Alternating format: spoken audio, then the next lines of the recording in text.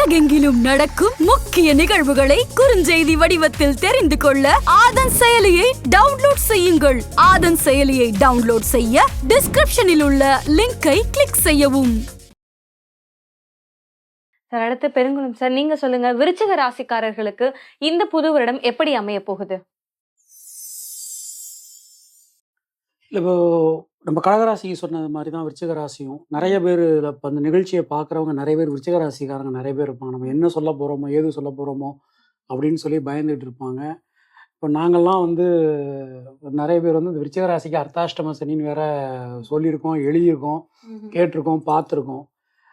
பட்டு விருச்சிக ராசிக்கு 4ஆம் இடத்துல சனி இருந்தாலும் மற்ற கிரகங்களையும் நாம் கணக்கில் எடுத்துக்கணும். 11ல் கேது இருக்கிறது அது ஒரு பெரிய ஒரு நல்ல ஒரு விஷயத்தை கொடுக்கும். 5ஆம் இடத்துல ராகு இருக்கிறது ஒரு பெரிய மனதைரியத்தை அவளுக்கு கண்டிப்பாக கொடுக்கும். குரு பெயர்ச்சிக்கு பிறகு, ஏன்னா 12 வருஷம் கழித்து குரு பகவான் நேரடி 7ஆம் பார்வையாக பார்க்க போகிறார். இது விருச்சிக ராசிக்கு ஒரு பெரிய பெனிஃபிட். அதாவது யாருமே ஒரு நினச்சி பார்க்க முடியாத அளவுக்கு ஒரு பெனிஃபிட்டு. அந்த பெனிஃபிட் எப்படி இருக்கும் அப்படின்னா, ஒரு இருட்டில் ஒருத்தர் நடந்து போய்கிட்டு இருக்கும்போது நமக்கு கையில் கிடச்ச விளக்கு மாதிரி குருவினுடைய பார்வை அப்படிங்கிறது 2 கூடையவர். நிச்சயமா ஒரு பெரிய மாற்றம் இந்த வருஷம் விருச்சிக ராசிக்காரர்களுக்கு காத்துருக்கு. எடுத்துக்கொண்ட காரியங்கள்ல சின்ன சின்ன தடங்கல்கள் வரும் அந்த அர்த்தாஷ்டம சனியினால. பட் டெஃபினட்டா அவங்களுக்கு இந்த குரு பார்வை அவங்கள பல விஷயங்கள்ல காப்பாற்றும். பிரிஞ்சிருந்த குடும்பம்லாம் மீண்டும் ஒன்று சேரும். அது மாதிரி திருமணம் ஆகாதவளுக்கு இந்த 80s கிட்ஸு 90s கிட்ஸு, அப்புறம் நான் சாதி மறுப்பு திருமணம் பண்றேன், மத மறுப்பு திருமணம் பண்றேன், நான் ரொம்ப நாள் லவ் பண்ணிகிட்டு இருக்கேன், 2 பேர் வீட்லேயும் சம்மதம் வாங்கி தான் கல்யாணம் பண்ணுறேன் அப்படின்னு எவன் நினச்சிட்டு இருக்கான் அவளுக்குலாம் கண்டிப்பாக விவாகம் இந்த வருஷம் கண்டிப்பாக உண்டு. ரீமேரேஜ் பண்ணணும்னு நினைக்கிறவங்க அவங்களுக்குலாம் இந்த வருஷம் கண்டிப்பாக மேரேஜ் உண்டு. கல்யாணம் ஆகி 12 வருஷம் ஆச்சு, 15 வருஷம் ஆச்சு, ஆனால் குழந்தைக்கு எவ்வளோ முயற்சி பண்ணுறேன் அப்படின்னா இந்த வருஷம் அவங்களுக்கு நல்ல செய்தி உண்டு. முருகன் மாதிரி அருமையான ஆண் வாரிசு கண்டிப்பாக விருச்சிக ராசிக்காரர்களுக்கு இந்த வருஷம் டெஃபினட்டாக உண்டு. வீடு மண் மனை அது சம்பந்தமான விஷயங்கள்ல கொஞ்சம் சின்ன சின்ன தடங்கல்கள் வரலாம். அதில் மட்டும் கொஞ்சம் கவனமா இருந்து. Okay sir. அடுத்து பஞ்சநாதன் சார், நீங்க சொல்லுங்க, விருச்சிக ராசிக்காரர்களுக்கு என்னென்ன சாதக பாதகங்கள்லாம் இருக்கு? விருச்சிக ராசிக்காரர்கள் எப்போதுமே ஒரு கொள்கை பிடிப்பு இருக்கணுமா, இப்படித்தான் வாழணும்னு அவ ஒரு பிரின்சிபலோட இருக்கக்கூடியவ, அப்படியே நடக்கக்கூடியவர்கள். உலகம் அவள் 1000 கிரிட்டிசைஸ் பண்ணும், ரொம்ப பிடிவாதக்காரனா இருக்கான் அப்படிலாம் சொல்லும். ஆனால் ரொம்ப நேர்மையா வாழணுங்கிற சிந்தனை இந்த விருச்சிக ராசிக்காரர்களுக்கு உண்டு. அதுல இந்த ஆண்டு எப்படி இருக்குன்னா, அந்த விருச்சிக ராசிக்கு அதிபதியும் 10ஆம் இடத்திற்கு அதிபதியான சூரியனும் சேர்ந்து அவளுடைய தன வாக்கு குடும்பஸ்தானத்தில் இருக்கிறதுனால நல்ல அரசு பதவிகள் கிடைப்பதற்கு, உயர்ந்த ஸ்தானங்களை பிடிப்பதற்கு, வாழ்க்கையில் மிகப்பெரிய வெற்றிகளை பெறுவதற்கு இந்த வருஷம் ரொம்ப ஏதுவா இருக்க போறது. ரொம்ப நல்லா இருக்கும். அதிகாரம் தூள் பறக்கும் விருச்சிக ராசிக்காரர்களுடைய அதிகாரம். அப்படிப்பட்ட காலம் அமைய போறது. அதுவும் மேற்கு பிறகு விருச்சிக ராசிக்காரர்களுடைய அதிகாரம், ஒரு கௌரவம், அந்தஸ்து வாழ்க்கை பெறுகிறது. அதனால அவர்களுடைய வார்த்தைக்கு ஒரு தனி மதிப்பு அப்போ உண்டாயிடும். இதுல 6ஆம் இடத்துல அந்த குரு பகவான் இப்போ இருக்கார். நிறைய பேருக்கு என்ன கேட்டா, என் பிள்ளைகள் சொல்படி கேட்க மாட்டேங்கிறா, கல்யாணம் பண்ணிக்க மாட்டேங்கிறா அப்படிங்கிற கவலைகள் எல்லாம் இருக்கு. இது எல்லாமே மே மாசத்துக்கு பிறகு மாறிடும். பிள்ளைகள் கல்யாணம் பண்ணிக்கிறேன்னு சொல்லுவா. விருச்சிக ராசிக்காரர்கள் கல்யாணம் ஆகலைனாலும் ஆகும், நம்ம பெருங்குழம்பு சொல்லியிருக்காரு, நல்ல வார்த்தை அப்படின்னு ஒரு நல்ல விஷயங்கள் நடக்க போறது.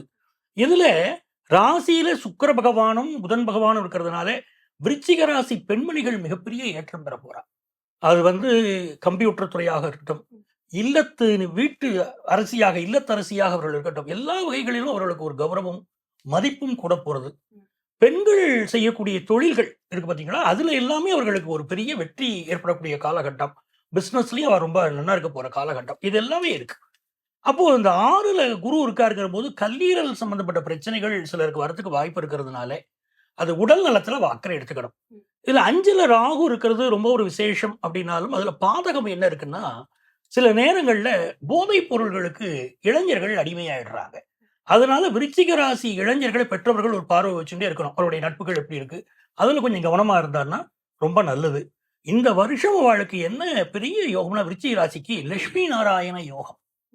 சுக்கிர பகவானும் புதன் பகவானும் சேர்ந்து அவருடைய ராசியில இருந்து இந்த லட்சுமி நாராயண யோகம் இருக்கிற ராசிகளே விருச்சிக ராசிக்கு மிகச்சிறப்பா இருக்கிறதுனாலே மிக உயர்ந்த வெற்றிகளை அவர்கள் பெறப்போகிற ஒரு காலமாக இருக்கு. செல்வ செழிப்பும் மன மகிழ்ச்சியும் அவளுக்கு அமைய போறது. ஒரு நல்ல வருஷமா அவளுக்கு விருச்சிக ராசிக்காரர்களுக்கு இந்த வருஷம் இருக்குமா. விருச்சிக ராசிக்காரர்களுக்கான பரிகாரம் பத்தி சொல்லுங்க sir. Go with Ramakrishnan sir and Panchanathan sir. அதாவது இவங்க 2 பேர் சொன்னதுல ஏதாவது ஒண்ணு நெகட்டிவா சொல்லுவாளான்னு பார்த்தேன். எல்லாம் பாசிட்டிவாவே சொல்லியிருக்கா. ஆனா விருச்சிக ராசிக்காரர்களுக்கு கொஞ்சம் அந்த அர்த்தாஷ்டம சனியோடைய கொஞ்சம் தாக்கம், ஏன்னா 4ஆம் இடத்தினுடைய தாக்கம் கொஞ்சம் தெரிய வரும். இந்த ஃபேமிலி டிஸ்பியூட்லாம் கொஞ்சம் இந்த 6ஆம் இடத்துல இருக்கிற வரைக்கும் தான். அதுக்கப்புறம் ஒன்றும் ப்ராப்ளம் இல்லைன்னு சார் இது பண்ணியிருக்க. கண்டிப்பாக அவர் சொன்ன மாதிரியே அப்படியே அது நடக்கும். அதுக்கு என்ன பிராயஷ்சித்தம் நம்ம பண்ண போகிறோம், என்ன பிராயஷ்டங்கள் அதுக்கு சிறந்ததாக இருக்கும். ஒவ்வொரு சனிக்கிழமை சனீஸ்வரருக்கு நல்லெண்ணெய் காப்புன்னு சொல்லுவாள். சந்தனாதி தைலம்னு பேர். இப்போ நாங்களாம் பூஜை பண்ணும்போது அந்த தைலம் ஃபஸ்ட்டு போடுவா. எண்ணெய் காப்பு போட்டு அதுக்கப்புறம் சந்தனாதி தைலம் போட்டு அதுக்கப்புறம் அபிஷேகம் பண்ணுறதுக்கு முன்னாடி இது பண்ணுவாள். இந்த மாதிரி சந்தனாதி தைலம் சாத்துறது ரொம்பவுமே விசேஷம். அது சனிக்கிழமை நாள் நவகிரகங்களுக்கு சாத்துறது ரொம்ப சிறப்பு. முடிஞ்ச வரைக்கும் கார்த்தால சுவாமியை தரிசனம் பண்ணிட்டு அதுக்கப்புறம் சாப்பிட்றது. அதே மாதிரி இந்த தர்ப்பண காரியத்துக்கு ரொம்ப முக்கியத்துவம் கொடுங்க இந்த வருஷம். ஏன்னா குருவுடைய நல்லா இது இருக்குது அப்படின்னு சொன்னார். அப்படி இருக்கும்பொழுது குருவுடைய பார்வை இருக்கங்காட்டி அவங்க எப்பவுமே இந்த வியாழக்கிழமை நாள் கோயிலுக்கு போகிறது நல்லது. அதே மாதிரி இந்த சனிக்கிழமை காகத்துக்கு சாப்பாடு வச்சுட்டு அதுக்கப்புறம் சாப்பிட்றது விசேஷமான பலன்கள் கொடுக்குமா. இன்னொன்று ரொம்ப முக்கியமான ரொம்ப ரொம்ப ரொம்ப ரொம்ப முக்கியமான ஒரு விஷயம் நம்ம பார்க்க போகிறோம். சென்னையில் தண்ணி வெள்ளம் பெருக்கெடுக்கும் போது எல்லாரும் போய் ஒரு கடைக்கு வாசலில் நின்னாங்க. இந்த கடைக்கு வாசலில் போய் எல்லாரும் வெயிட் பண்ணி நின்னாங்க. அந்த வெயிட் பண்ணி நிற்கும்போது தான் நம்ம வீட்டில் கொஞ்சம் வருஷத்துக்கு முன்னாடி எல்லாரும் ஒரு சில வளர்ப்பு வச்சுருந்ததை மனசில் நினச்சோம். என்னன்னு கேட்டிங்கன்னா பாலுக்காக நின்னாங்க. நீங்கள் பார்த்தீங்கன்னா தெரியும், நிறைய கடைகளுக்கு முன்னாடி பாலுக்காக வெயிட் பண்ணி நின்றுட்டு இருக்கிறத நம்ம பார்த்துருப்போம். இதெல்லாம் நம்ம கோமாதா வழிபாடு, கோ பூஜை, வீட்டுக்கு ஒரு மாடு இருக்கணும், வீட்டுக்கு ஒரு மரம் இருக்கணும், துளசி இருக்கணும்னு சொல்லக்கூடிய விஷயங்கள்லாம் அப்போ நமக்கு உணர்த்த தெரிஞ்சுது. அதனால இப்போ நம்ம சிட்டியில் அப்படி கொண்டு வர முடியாது. இருப்பினும் நம்ம என்னென்னா கோ பூஜை பண்ணிக்கிறது விசேஷமான பலன்களை கொடுக்கும். கோமாதா கிட்ட இருக்கக்கூடிய ஒரு சிறப்பு நான் சொல்லிடுறேன். நாட்டு மாடு கிட்ட இருக்கக்கூடிய சிறப்பு, பசுமாடுக்கு உடம்பு ஃபுல்லா தெய்வம் இருக்கிறது உங்களுக்கு தெரியும்ல? தெரியும். ஆனா அந்த தெய்வத்துல நீங்க எந்த தெய்வத்தை தொடறீங்களோ அந்த இடம் மட்டும் சிலிர்க்கும். நீங்க செக் பண்ணி பாருங்க. பசுமாட்டுல நீங்க ஒரு இடத்த மட்டும் தொடுங்க, அந்த இடத்த மட்டும் சிலிர்க்கும். உடம்பு ஃபுல்லா தெய்வம் இருக்கு. நீங்க லக்ஷ்மி தேவி வேணும்னா லக்ஷ்மி தேவி தொட்டீங்கன்னா லக்ஷ்மி தேவி அனுகிரகம் பண்ணுவா. அப்படியே இந்த பக்கம் முருகர் இருப்பார், இப்படி தொட்டல்னா முருகர் அனுகிரகம் பண்ணுவார். அதுதான் பசுமாடு கிட்ட இருக்கக்கூடிய சிறப்பு. அதனால இந்த வழிபாடு பண்றது ரொம்பவுமே விசேஷம். Okay sir. அடுத்து பாலகிருஷ்ண ரெட்டி சார், நீங்க சொல்லுங்க, விருச்சிக ராசிக்காரர்கள் என்ன மாதிரியான மந்திரங்கள் சொன்னா அவங்களுடைய வாழ்க்கையில முன்னேறலாம்? பொதுவாகவே இந்த மணி மந்திரம் ஔஷதம்னு நம்ம ஏற்கனவே சொன்னோம் இல்லைங்களா? எந்த ராசிக்காரர்களுக்கு சொன்னாலும் உடனே அதை எழுதி வச்சு செய்வாங்க. ஆனால் இந்த விருச்சிக ராசி மாத்திரம் சொன்னோம்னா என்ன கேட்பாங்கன்னா, இது எப்போ சொல்லணும், எந்த கிழமையில் சொல்லணும், நான் மட்டும் சொன்னால் போதுமா, என் குடும்பத்தில் எல்லாரும் சொல்லணுமா, குளிச்சுட்டு சொல்லணுமா, குளிக்காமல் சொல்லணுமா, நான் சாப்பிட்டுட்டு சொல்லணுமா, சாப்பிடாம சொல்லணுமா, 1000 சந்தேகங்கள். நாங்கள் உங்களை மந்திர உபாசனம் பண்ண சொல்றது எதற்காக? எனக்கு பதிலாக எங்கள் வீட்டுக்காரர் சொல்லலாமா? அந்த ஒரு கொஸ்டின் ரொம்ப முக்கியம். ஏன்னு கேட்டிங்கன்னா, இவங்களுக்கு அந்த சந்திரன் நீச்சம் பெறக்கூடிய இடம். நான் யாரையுமே ஒரு குறிப்பிட்ட தனிப்பட்ட முறையில் நம்ம சொல்கிறதுக்கு நமக்கு உரிமை இல்லை. ஆனால் அந்த கிரகங்கள் தான் அந்த புத்தியை கொடுக்குது. இதை கூட இங்கே குறிப்பிடுறதுக்கு என்ன காரணம் அப்படின்னு கேட்டிங்கன்னா, தயவு செஞ்சு இப்போ நான் சொல்ல போகிற மந்திரத்தை நீங்கள் தெளிவாக உள் வாங்கிக்கிட்டு, பெருசாக நோட் புக்கெலாம் சொல்லணும் அப்படிங்கிற அவசியமே இல்லை. ஷடாட்சர மந்திரம், ஓம் சரவணபவாய, ஓம் சரவணபவாய.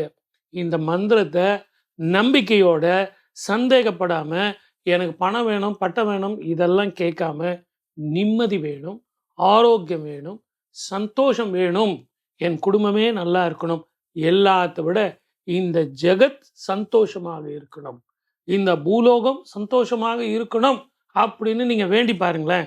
இந்த 2024 சந்தோஷமாக தான் இருப்பீங்க, ஆரோக்கியமாக தான் இருப்பீங்க, நிறைய பணம் வரும். ஏன்னா கேட்டதை கொடுப்பது ஷடாட்சர மந்திரம்.